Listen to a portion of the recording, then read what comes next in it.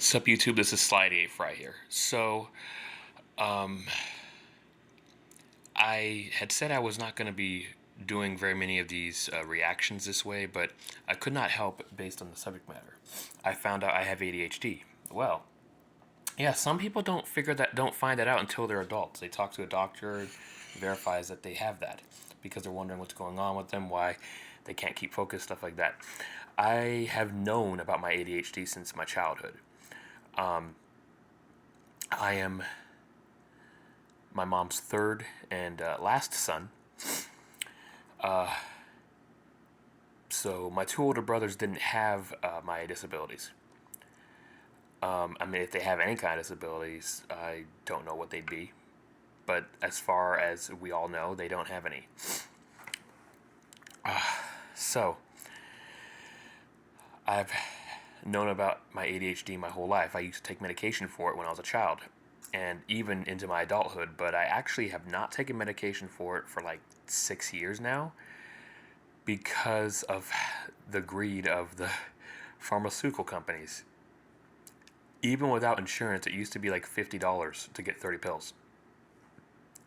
But the price just kept going up and going up. And last time I actually bought these pills, it was over $250 just to get 30 pills. And I could not just keep buying that every single month. Now, unfortunately, in the United States, that is how the pharmaceutical industry is. They're in control of pricing however they feel like it. And if they know that you need something, they will price as much as they want because they know you're going to have to buy it. But fortunately, I've been learning to use caffeine sometimes because with ADHD, caffeine does the opposite. It doesn't wake you up, it actually keeps you focused, it actually calms you down. I could actually drink some tea and it'll help me sleep, for example. Here, this is coffee. Anyway,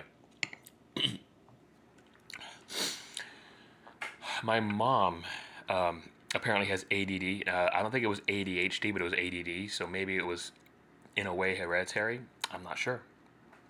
She found out about that only like maybe 10, 12 years ago or something.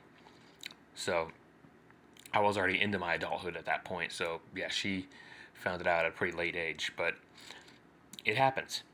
So I'm curious as to what Jaiden Animation has to say. I haven't actually reacted to one of her videos in a long time, but she is one of my favorite channels to do reactions to because her animations are really well done.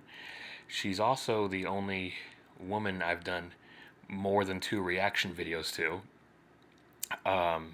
So this stops my reactions from becoming a total sausage fest. Speaking of that, for my regular viewers who watch my Johnny Depp and Christopher Walken shorts, the ones that get the most views by far, way more views than my shorts, or than my reactions, I'm gonna have to start planning out having some female celebrities in shorts for interviews as well. I've heard Jenna Ortega's a good choice. I haven't watched very much from her, so I don't really know a whole lot, but I'll consider her. Feel free to leave a comment suggesting any female celebrities you think I should include in shorts. I have 2 of them of Helena Bonham Carter, and I'll probably add some more of her as well. Anyways, let's get started with this reaction. Do you ever think to yourself, man, why is it so hard for me to just do the things I need to do and focus and remember things and manage my time and be organized and remember things and not get sidetracked?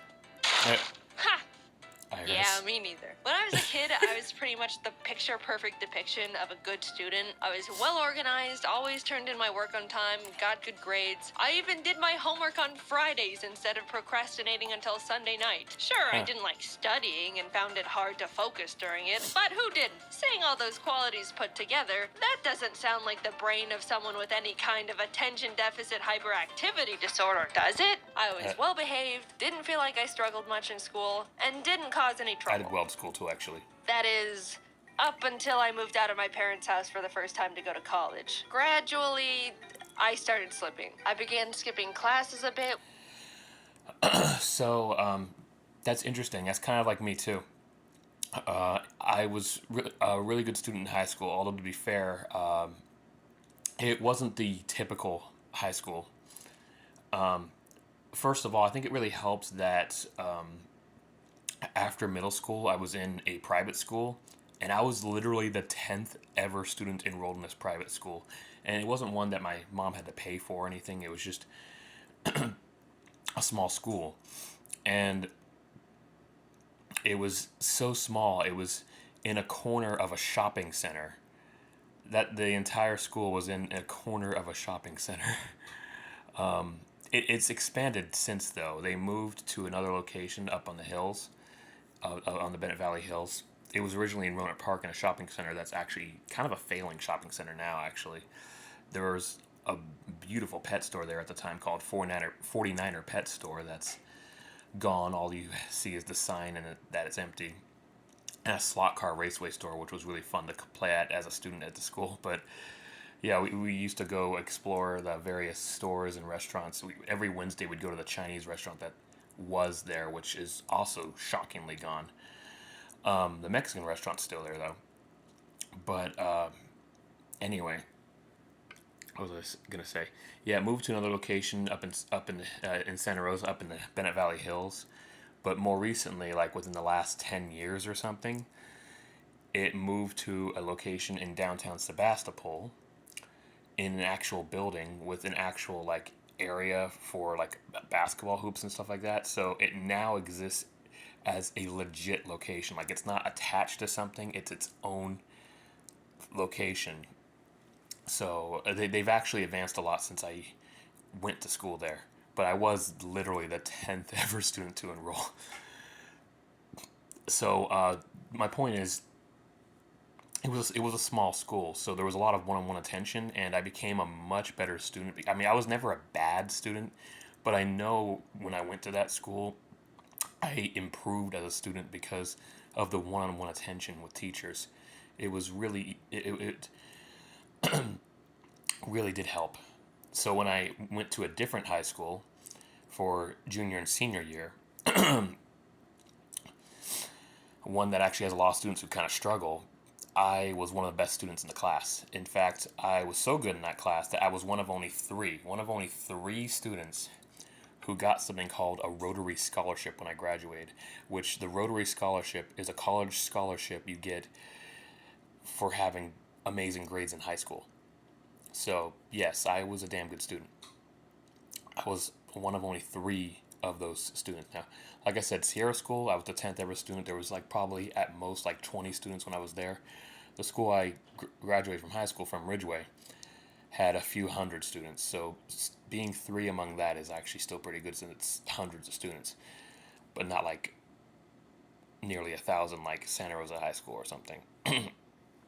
Anyway, my first year at Santa Rosa Junior College, which fortunately was just down the street from that school, and I still lived with my mom because it was right here in my hometown of Santa Rosa.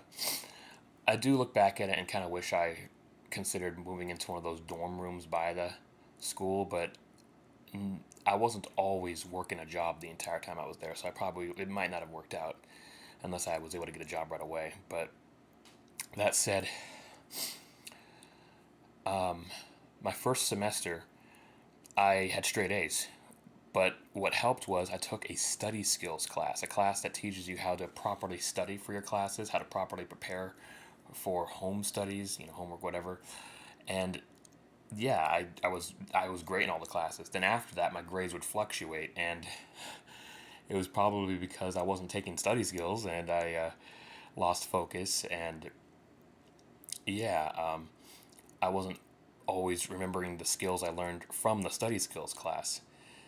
So yeah, my grades had fluctuated after that.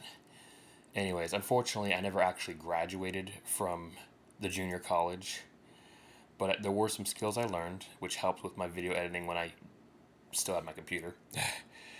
Although I stopped because I realized a lot of the skills I've been learning there I already knew how to do, and I would rather just look up YouTube tutorials on how to do these kind of edits because it's a lot faster to look up what I specifically want to do. Anyways, why don't I continue? When I just didn't feel like going. That is, up until I moved out of my parents' house for the first time to go to college. Gradually, I started slipping. I began skipping classes a bit when I just didn't feel like going, would wait until the last moment to start classwork, and lost a lot of motivation because I wasn't interested in any of my schoolwork. But overall, even though it was pretty out of character for me, I chalked it all up to the fact I was simply over going to school. At the same time, my YouTube was really kicking off, and all I wanted to do was that. Of course, I wasn't gonna be as good of a student when the silly YouTube videos were doing numbers. I finished a single year of college and convinced my parents to let me take a gap year to see where this YouTube thing can take me. Spoiler alert, the gap year turned into me never going back. I'm a college dropout. So great, I've eliminated the boring school part of my life that weighs me down. Now I can go back to being organized with my new exciting passion job, which entails being my own boss and having to manage and assign myself all of my own responsibilities 24/7. Yeah.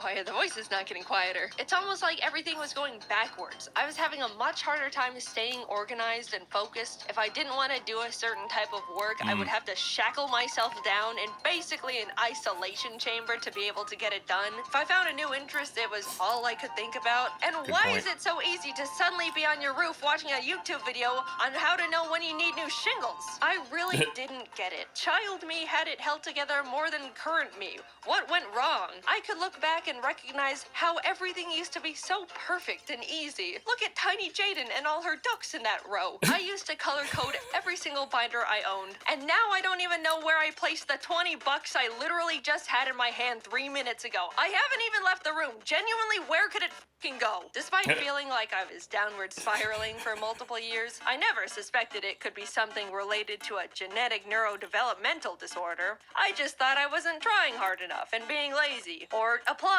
myself like I used to. Oh, the woes of turning into an adult, I suppose. Maybe the best years of your life truly are in high school. How upsetting. I didn't even enjoy those either. But then one day I got a text from my brother. I got diagnosed with ADHD. It was a pretty big surprise for me because growing up, he never really seemed to show any of the typical symptoms you associate with ADHD. You know, people would always describe ADHD to me as super hyper kids who would run around the room and scream and generally be a lot. That wasn't my brother. I didn't scream a lot, but I didn't like holding still. Actually, I still don't really like holding still. Like, even when I'm doing my job with DoorDash and I go into a restaurant and they make me wait for a lot longer than they should, I won't even stand in one place. I'll actually start walking around. I'm not even kidding. I think occasionally I've gotten a few people to look at me funny because I keep walking around for like no reason. But yeah, I don't like standing still. Like I can't stand it. I don't like standing still. I can't stand it.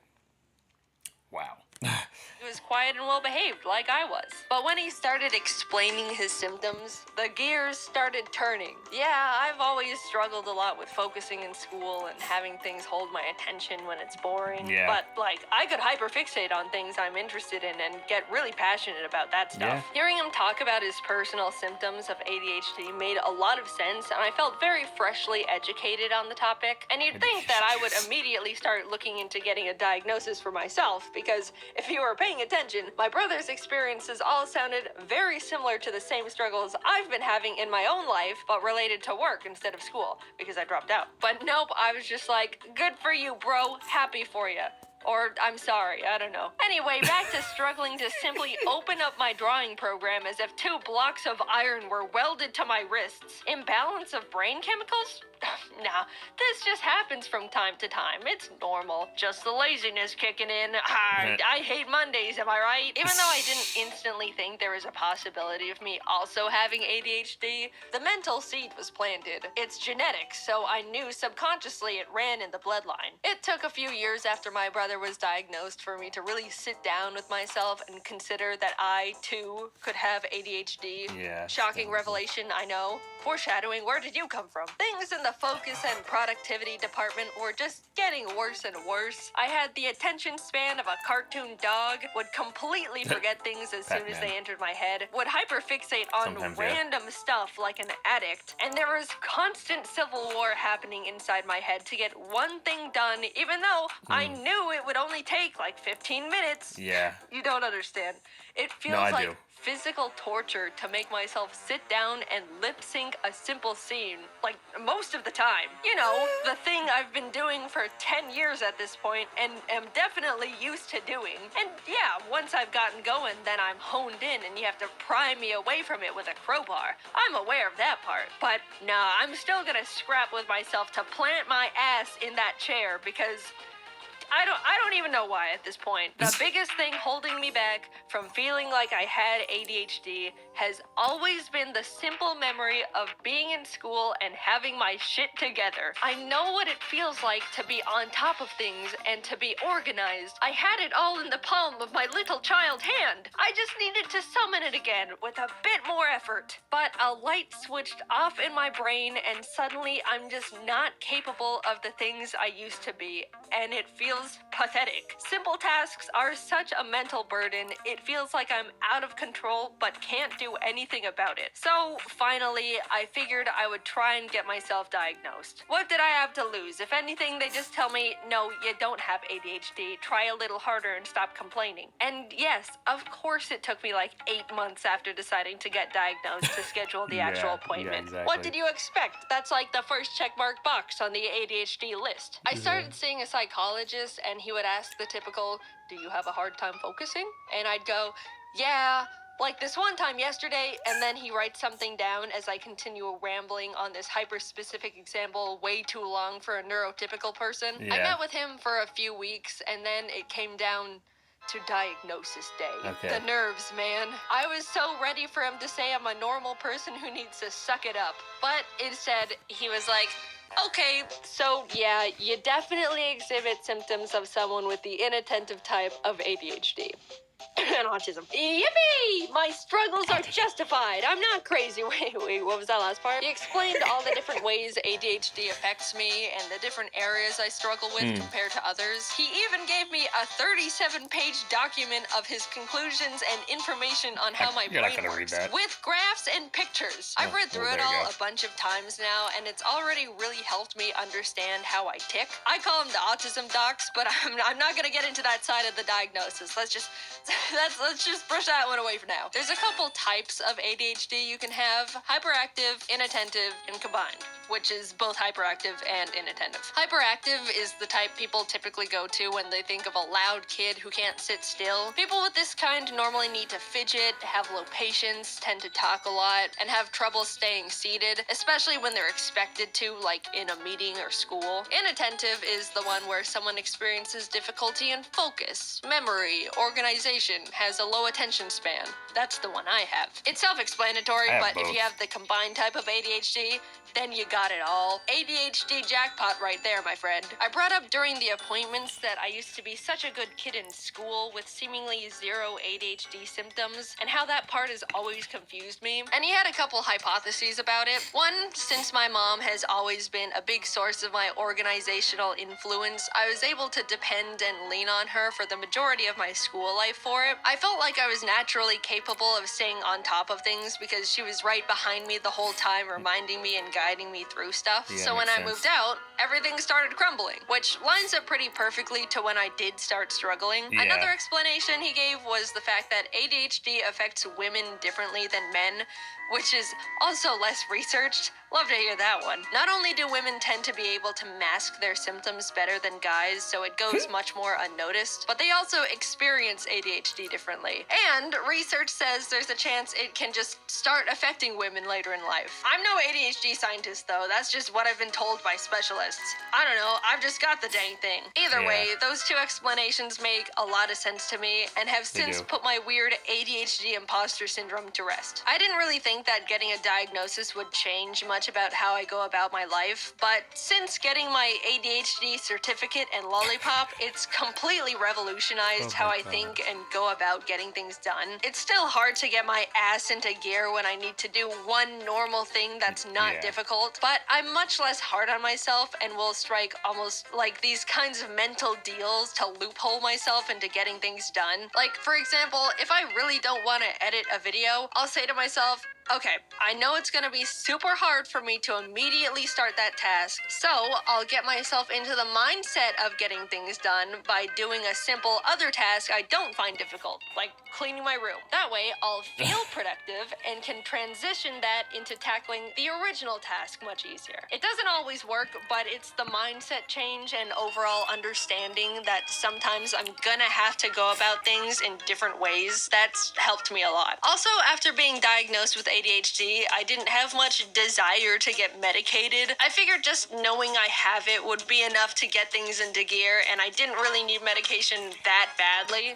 But the content creator in me also thought, well, if I'm gonna write a script about having ADHD, it would be nice to be able to talk about what it's like to be medicated, even just for a day. So I got prescribed good old classic instant release Adderall. Instant release means I don't have to take it every day. I can just take it when I need to get stuff done. It affects me immediately and then wears off after a few hours. There's also extended release, which is the kind you take every day and gives you a constant, steady stream of medication. It wasn't until I had the Adderall in my hands when I realized the idea of taking it for the first time made me nervous. Like, what is this thing gonna do to me? I have so many friends with ADHD. Honestly, a higher ratio than friends without it. That's how it goes in content creation. All of these MFs have it. They were all telling me that it's awesome, how you'll take it and immediately feel like a god, and you can do anything, and it's incredible. And yeah, that sounds great, but also like, what the hell?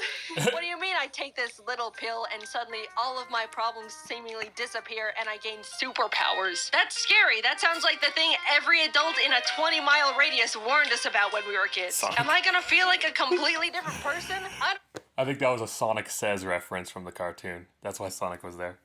Sonic Says. I don't know if I'm ready. Suddenly, all of my problems seemingly disappear and I gain superpowers. That's scary. That sounds like the thing every adult in a 20-mile radius warned us about when we were kids. Yeah. Am I gonna feel like a completely different person? I don't know if I'm ready to experience immortality. I put off taking Adderall for so long because I was irrationally scared of the tiny blue pill. But coincidentally, I really needed to get a script done. If I take too long to write a video script, then the team runs out of work to do, and then I have a bunch of people sitting around and waiting for me to give them more work so they can pay their bills and survive and stuff. But for the freaking life of me, I just could not get myself to sit down and write that script. My body and soul found it mentally easier to backflip off a bridge than write words on the computer. After literally 2 months of my brain going, ooh, you better write that script. I won't let you enjoy a single moment of your life if you aren't writing that script. I don't wanna. Get up, go to the bridge. After that constant loop, I finally swallowed my fears and took my first Adderall. I had talked to James a lot about what Adderall is like since he's been on it for a few years now. And after I took one, I was messaging him like, I did it. I ate an Adderall. How long does it normally take to start? How do I know? What do I do? And he was helping me a lot and giving me tips. Then, like 20 minutes later, I felt it.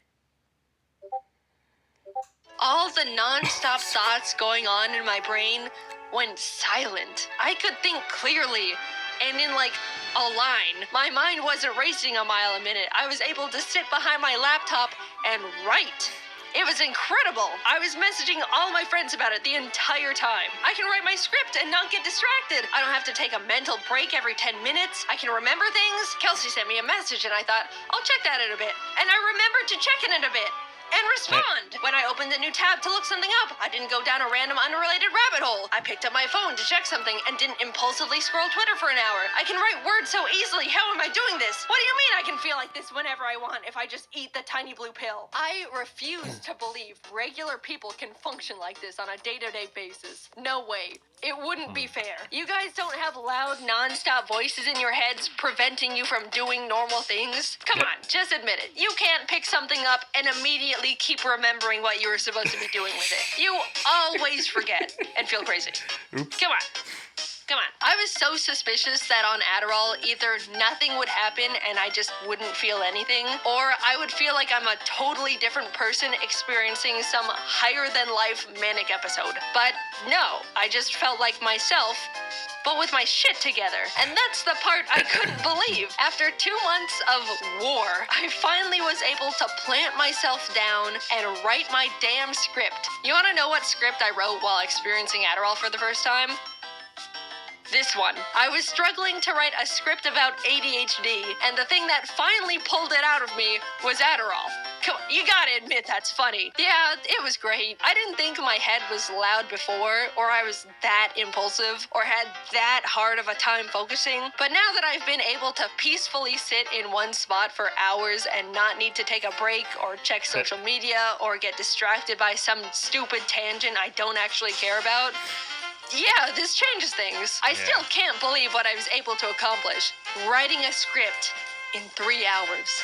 Compared to my typical 12 hours, aka one mediocre thing with no struggle at all. And you want to know what I did right after I wrote this script? I immediately got up and cleaned the birds' room without rotting in bed for 3 hours beforehand. I just went from one task to another without thinking about it. All you neurotypical people must be thinking I'm literally pathetic and useless, but I know my ADHD brethren are out of their chairs right now hearing that. I'm not standing before you all to give you scientific data and information on ADHD or diagnose you or even promote prescribed drugs. I'm just here to talk about a big and recent experience in my life, how much of an impact and effect it's had on me, and how awesome feeling normal is. Seriously, being able to take a deep breath in mental silence is incredible. Cherish that feeling if you don't have a neurodevelopmental disorder. It took me 26 years to realize my woes were not actually woes, but symptoms of brain chemical deficiency. I'm writing this video, all things considered, pretty recently after being diagnosed, and I'm still trying to learn how to rebuild my life in a way that lets me optimize my productivity and get things done at a normal level. But so far, I've come so much further than I thought I could simply by knowing what's going on up there in the old noodle.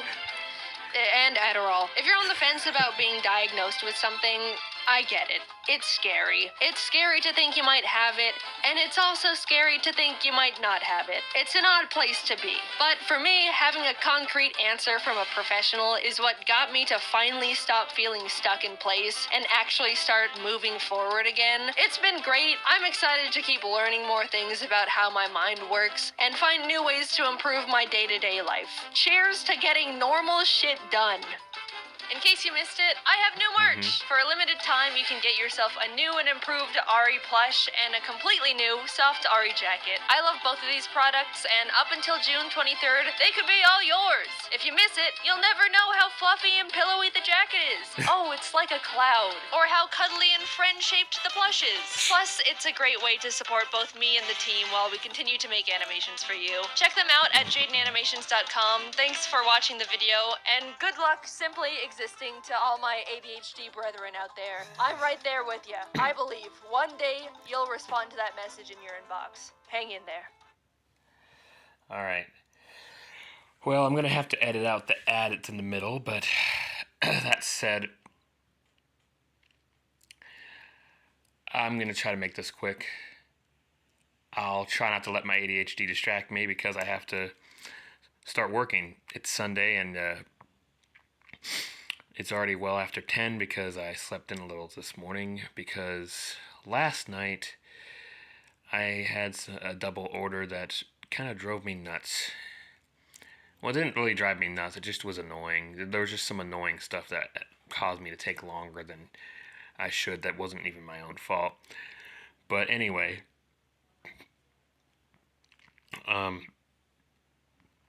I don't recall if I've ever taken Adderall. I know what Adderall is. I've heard about it many times, but I always took prescription Ritalin. Although actually, what it's really called is methylphenidate. Ritalin is actually the name of a brand. It's kind of like how people will call tissues Kleenex, but Kleenex is a brand of tissues. So technically, it's actually tissues. Same thing with stuff like Jell-O. Jell-O is actually a brand. It's really gelatin, but everybody just calls it Jell-O. There's even competitors to the Jell-O brand. Not to mention that Jell-O brand makes pudding. So, yeah, it's like that. You know, where how you name something, you name it after the brand and basically say that. So people call the prescriptions I take Ritalin when technically it's actually called methylphenidate. It'll even say so on the bottle. It's just by a brand called Ritalin. But yeah, that's what I would used to take when I was on prescription. I doubt Jaiden's watching, but I'm just gonna say this. Maybe I'll comment it actually, but hopefully you don't grow a tolerance.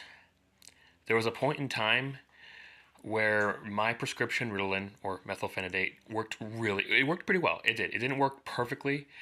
I'd be focused for like a sustained amount of time, but then I'd still have some distractions coming here and there, but they were more easy to ignore or more easy to move past. But eventually my pills stopped working. Like I took them and it didn't make any difference. I asked my doctor about it, asked, is there such a thing as growing a tolerance to the pills? I think he said yes. It was many years ago. But yeah, I think he said yes, and instead of giving me the 20 milligram Ritalin that I was taking, he upped it to 27 milligrams. That started to work better. So there's that. If you grow a tolerance to your prescription pills, it will stop working. And you'll have to take a higher dosage. That sucked when that happened. Although now it really does suck that my pills are just so goddamn expensive and not worth it. Depending on the job I had at the time, I would take them because it was a job that came with the health coverage. And I'll have to look into the kind of health coverage that can help me with for now, I guess, because because even with DoorDash, at least in the state of California, you can get health coverage through Covered California based on the amount of hours you work. Although because of my disabilities, I've actually had Medicare, although my Medicare is actually going to expire soon. Maybe, I'm not sure, but anyway, it has not actually been very helpful to me, especially when I try to get Part D. Part D is prescription coverage, and it was completely useless. It was a couple $100 to reduce the price of the pills by like $20. So what was the point? All I did was spend more money to get the pills. Like, that was the most pointless thing ever. Yeah, that is how fucked up the healthcare system here in the US is. That you try to get coverage to reduce the cost of something, but instead you pay way more for the coverage and not even reduce the cost of what you were trying to reduce the cost of by much of anything at all. So it was completely pointless to get coverage in the first place. You end up spending way more. So, yeah, it's kind of hard to trust health insurance here. Okay, anyway.